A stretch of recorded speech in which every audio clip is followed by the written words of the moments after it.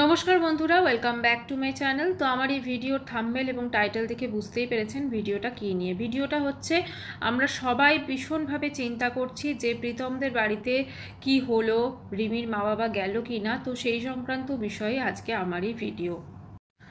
তো গতকাল আমরা জানতে পেরেছিলাম, প্রীতম আমাদেরকে জানিয়েছিল যে প্রীতমের সঙ্গে তার শাশুড়ি মায়ের কথা হয়েছেন এবং তিনি আশ্বস্ত করেছেন প্রীতমকে যে তার বাবাকে নিয়ে, মানে রিমির বাবাকে নিয়ে সে রিমির মা আর কি আজকে প্রীতমদের বাড়ি যাবে এবং সবাই মিলে একটা বসে একটা ডিসিশন হবে তো কি করতে চায় ওরা ভবিষ্যতে। মানে সোজা কথা, প্রীতম পজিটিভ দিকটাই বলেছে যে রিমির সাথে সে সংসার করতে চায়, কিন্তু তার জন্য রিমির চিকিৎসা করাতে হবে। কারণ আমরা সবাই জানি রিমি ভীষণভাবে মানে ওর যে মানসিক বিকার বলুন বা ওর যে কাউন্সিলিং প্রয়োজন, ওর কিন্তু এখন শুধুমাত্র কাউন্সিলিং প্রয়োজন না, ওর কিন্তু প্রপার ট্রিটমেন্টের প্রয়োজন। কারণ ওর ডিসিশনের কিন্তু কোনো ঠিক নেই। এই কালকে দেখুন, যখন ওর মা সকালবেলা আমাদেরকে বলল যে মেয়ে কিন্তু বেরিয়ে গেছে ওখান থেকে, এবং ও কিন্তু সত্যি বেরিয়ে গেছিল, যেটা কালকে প্রীতম কনফার্ম করলো যে হ্যাঁ ও বেরিয়ে গেছিল শ্বশুরবাড়ি থেকে। এবং প্রীতমের বাবা তাকে মানে বারবার ডেকেছে, তাও শোনেনি। তারপরে কোন একটা ডকুমেন্টস বা কিছু একটা ভুলে গেছে, তখন রিমি এসছে। এদিকে যখন রিমির মানে শাশুড়ি যখন লাইভ করলেন, তখন দেখা গেল যে রিমি ওখানে রান্না করছে। মানে যে মেয়ে কিছুক্ষণ আগে বেরিয়ে যাচ্ছে সে মেয়ে আবার রান্না করছে। মানে অদ্ভুত ওর এত এখন এই জিনিসটা ওর এত বেড়ে গেছে, সেটা আমরা ভিডিওর মাধ্যমে কিন্তু দেখতে পাচ্ছি। এবং আমরা এটা অনুমানও করতে পারি না যে ওই রকম একটা মানুষের সাথে তার বাড়ির লোক, ইনফ্যাক্ট শুধু যে তার শ্বশুর শাশুড়ি স্বামী না, তার মা বাবাও যে কিভাবে রোজ দিনটা কাটিয়েছে সেটাও কিন্তু আমাদের ভাবার বিষয়। তাই আমার মনে হয় যে দুটো ফ্যামিলিকে কোনোরকমভাবে দোষারোপ করার আগে একটা জিনিস অবশ্যই ভাবতে হবে যে এরকম একটা মেন্টাল পেশেন্ট, আজকে ও তো সত্যি করে একজন মেন্টাল পেশেন্ট হয়ে গেছে, তো তাকে তার সাথে থাকাটা এবং তার মতো করে মানে চলাটা কিন্তু খুব ডিফিকাল্ট হয়ে যায়। আজকে শুধুমাত্র এই মেয়ের জন্য কিন্তু ওর মা বাবা বলুন চরম মানসিক অশান্তিতে আছে, স্পেশালি ওর মা, এবং এদিকে শ্বশুর শাশুড়ি প্রীতম সবাই। আমি এটা বলছি না যে প্রীতমের কোনো দোষ নেই, না, কিন্তু এখন এই কদিন যাবৎ আমরা যে যা কিছু দেখছি তা সব কিছু দেখতে পাচ্ছি।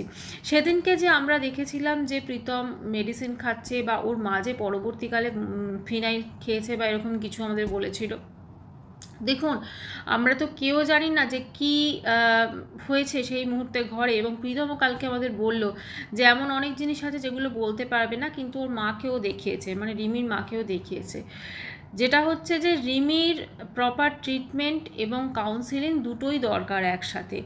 এবং কারণ ওর কখন মুহূর্তে মুহূর্তে চেঞ্জ হয়ে যাচ্ছে। এবং কালকে ধরুন যদি ও যদি সত্যি বেরিয়ে যেত শ্বশুরবাড়ি থেকে, কাল কিন্তু পুরোপুরি দোষারোপ কিন্তু প্রীতমের মা বাবার ওপর পড়তো এবং যা নয় তাই হতে পারতো। কিন্তু আলটিমেটলি যে মেয়েটার মানসিক চিকিৎসার প্রয়োজন সেটা তখন কিন্তু কেউ ভেবে দেখতো না। কাজেই একটা জিনিস তো ঠিক যে আজকে শুধুমাত্র ওর মানসিক চিকিৎসাটা ভীষণভাবে দরকার, আর সেই জন্যই প্রীতম কিন্তু আরও ওর মা বাবাকে আসতে বলেছে, যাতে সবাই মিলে একসাথে বসে আলোচনা করা যেতে পারে। এদিকে রিমির মা আজকে সকালে একটি কমিউনিটি পোস্ট দিয়েছে। আমি সেই কমিউনিটি পোস্টটা যতটা সম্ভব আপনাদের পড়ে শোনাচ্ছি, আমি নামগুলো কিন্তু উল্লেখ করব না, হ্যাঁ। আচ্ছা, এখানে ওর মা বলছে যে আজ আমি আর কোনো ডিসিশন নিতে পারছি না, মানে হ্যাং হয়ে গেছে। সত্যিই তো এরকম একটা ডিসিশন, মানে এরকম যার চলে আর কি, সেই জানে, যে ভোগ করে সেই জানে, এটা হচ্ছে সত্যি কথা। মানে এটার থেকে সত্যি কথা কেউ নেই, যে ভোগ করে সেই জানে। আজকে আমরা হয়তো কন্ট্রোভার্সি ক্রিয়েটাররা ভিডিও করছে, ভিডিও বানাচ্ছে, কিন্তু যে ভোগ করে মানে ওর মা বলুন, শ্বশুর শাশুড়ি স্বামী, এরাই কিন্তু জানে, এটা হচ্ছে সত্যি কথা। আজ আমি আর কোনো ডিসিশন নিতে পারছি না, মাথা হ্যাং হয়ে গেছে। মানুষের জীবন কখন কিভাবে যায় কেউ বলতে পারে না।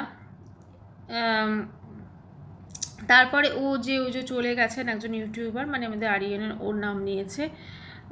সত্যি কথা, বাঁচার ইচ্ছে, আচ্ছা এখন ইনি একটা কথা আবার বলছেন, রিমির মা, সে হচ্ছে আমি আর কতদিন বাঁচবো, বাঁচার ইচ্ছা নেই, মেয়ে ছাড়া আমার আর কে আছে, এই এই যেটা সংসার বারবার জোড়া লাগাতে যাচ্ছি আমারই বদনাম হচ্ছে। কিন্তু সেদিন উনি যে গেছিলেন, মানে আমি আসছি সেই বিষয়টাতে। আচ্ছা, উনি ওনার দুটো পোষ্যর নাম লিখেছে, নিয়ে আমি বাড়িতে একা থাকি, এইসব ঝামেলা আমি আর নিতে পারছি না। আচ্ছা, ওনার কথা হচ্ছে যে উনি আর এইসব ঝামেলা উনি নিতে পারছেন না। এবং উনি আরেকটা কথা বলছেন যে মানুষের জীবনে কখন কি হয়, ওই যে ইউটিউবার চলে গেল যে ছেলেটি আর কি, আমরা সবাই জানি বাইক অ্যাক্সিডেন্টে, তার উদাহরণটা দিয়েছে।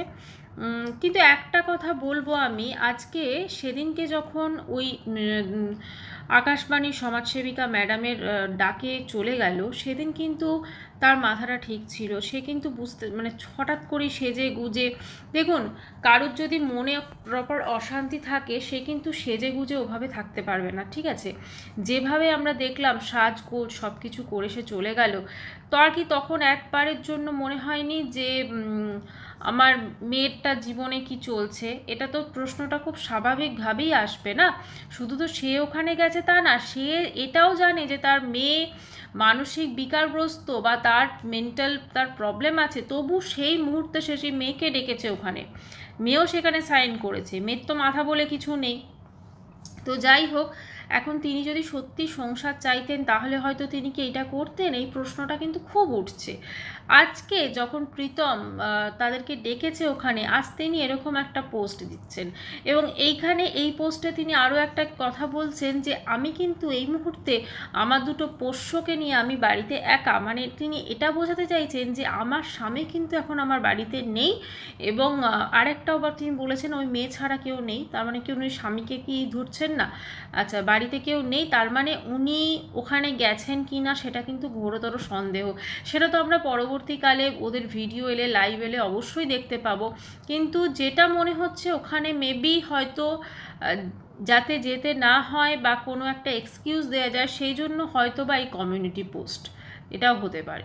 তবে একটাই বলবো, সত্যি যদি মেয়েটার ভালো চায় তার মা, তাহলে অবশ্য করে, কারণ প্রীতম যাই হোক, আজকে প্রীতম যেটা করেছে আমরা দেখছি, ওর ফ্যামিলিও যেটা করেছে আমরা দেখেছি, আমি সব কিছু মেনে নিচ্ছি, কিন্তু আজকে এই মুহূর্তে প্রীতমরা কিন্তু সব থেকে বড় অসহায়, ঠিক আছে? আজকে ওই মেয়ে ওদের বাড়িতে রয়েছে, ধরুন যে কোনো মুহূর্তে, প্রতি মুহূর্তে পাল্টি খাচ্ছে। আজকে যদি ওই মেয়ের ওখানে কিছু একটা করে ফেলে বা কিছু একটা হয়ে যায়, তার দায়টা কে নেবে?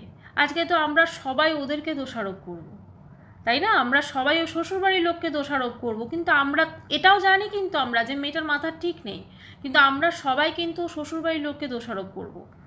জোর করে তো সংসার হয় না, জোর করে কাউকে, কেউ যদি কাউকে সত্যি ভালোবাসে তাহলে তার কি ভালোবাসার নমুনা কিন্তু এটা নয়। কালকে যখন ওই প্রীতমের মা বোধহয় বাইরে কিছু, মানে রিমি এত কিছুর পরও কিন্তু ও কিন্তু, মানে উনি কিন্তু বাড়িতে ধরুন চেষ্টা করছে রিমিকে কুল ডাউন করার, রিমিকে রান্না, মানে রিমি যা করছে সেটাই করতে চাইছে, এবং রিমিকে নিয়ে কিন্তু বাইরে গেছেন ওরা দুজনে, এবং যখন রোল বাইরে বাড়ি ফিরে যখন বলছিল ছেলেটাকে ছাড়া, সত্যি উনি ছেলেকে প্রচণ্ডই ভালোবাসেন, এবং ছেলেকে ছাড়া উনি বাইরে একটা সামান্য রোল পর্যন্ত খেতে পারেন, এবং খেয়েছেন খুব, মানে উনি যে ছেলেকে ছাড়া কষ্টে আছেন সেটা বোঝা যাচ্ছে, কিন্তু পরিষ্কার বোঝা যাচ্ছে। তার থেকেও বড় কথা, আজকে সব সময় এই যে মানে ওদেরকে নিয়ে সবাই মিলে, সব কন্ট্রোভার্সি ক্রিয়েটাররা মিলে একটা পুলিশ স্টেশন হোক বা কোনো পিটিশন হোক, সেটা যেটা করা হলো ওটার কি খুব প্রয়োজন ছিল? ওইটা না করে তো সেদিন এই জিনিসটা যেটা কালকে প্রীতম বলল সেটা যদি করতে যেত, তাহলে কিন্তু আজকে দিনটা হয়তো অন্যরকম হতো। একটা কথাই বলবো, শুধুমাত্র রিমির ট্রিটমেন্ট হলে হবে না, আমার যেটা মনে হয় ওর মায়েরও কিন্তু ট্রিটমেন্টের প্রয়োজন আছে, কারণ এইসব এতটা পরিস্থিতি এবং ওই মেয়ের সঙ্গে অনেক দিন থাকা, ঠিক আছে, সেটাও কিন্তু যথেষ্ট এফেক্ট ফেলে। আজকে হয়তো প্রীতম আর একটা কথা বলেছে যে প্রীতমের সঙ্গে ওর মা বাবার বন্ডিং, মানে এটা কিন্তু আমরাও দেখেছি যে ওর মা বাবা ওর মা বাবা প্রীতম কিন্তু কোনোদিনও মানে আলাদা মতো হয়নি বা কেউ একে অপরকে দোষারোপ করেনি বা কিছু, মানে যা কিছু আছে সে সংসারে রেখেছে, ওরা কিন্তু সেগুলোকে সোশ্যাল করেনি বা কিছু করেইনি। ঠিক আছে, আজকে হয়তো ওর মাসির সঙ্গে ওর কিছু একটা হয়েছে, আমি সে বিষয়ে যাচ্ছি না, ওটা একান্তই ওদের পার্সোনাল ব্যাপার। তবু একটা কথা বলবো, এইসব টাকা পয়সা যেখানে থাকে না, এগুলো সম্পর্ককে নষ্ট করে দেয়। তো এইগুলো যত নিজের লোকেদের সঙ্গে মানে কম এই বিষয়ে জড়ানো যায় ততটাই বেটার। অ্যাডসেন্স ওনার যদি আলাদা খোলা যেত তাহলে বোধহয় এই জিনিসটা হতো না। আমরা সবাই আজকে তাকিয়ে আছি যে রিমির কি হবে, বা রিমি সত্যি শ্বশুরবাড়িতে থাকবে কি না, বা রিমি প্রীতমের সঙ্গে সংসার করবে কি না, রিমির কীভাবে ট্রিটমেন্ট হবে এই দিকে। আজকে এই মতো পরিস্থিতিতে দেখলাম যে ওনার ওই যে পিমণি না কি বলে, উনি একদম পুরো মানে উনি কিন্তু কন্টিনিউ চালিয়ে যাচ্ছেন, উনি কিন্তু কন্টিনিউ দোষারোপ করে যাচ্ছেন অন্যকে। আমার মনে হয় আমার যদি একটা কথা আছে না, আপনার শিক্ষা আগার খোটা হয়তো দুসরো কো ক্যা বলনা, নিজের জিনিসটাই যদি ভালো না হয় তাহলে আমরা অপরকে বলতে পারি না। নিজের জিনিসটা যদি পুরো পারফেক্ট হয় তাহলে আমি অপরকে বলতে পারি, অপরকে দোষ ধরতে পারি। তো বন্ধুরা, এইদিকে তো অবশ্যই নজর থাকবে এবং সেই অনুযায়ী আপডেটও দিতে আসবো। যদি চ্যানেলটি ভালো লাগে তো অবশ্যই করে সাবস্ক্রাইব করানো রইল। বাই, আবার দেখা করছি নেক্সট ভিডিওয়ে।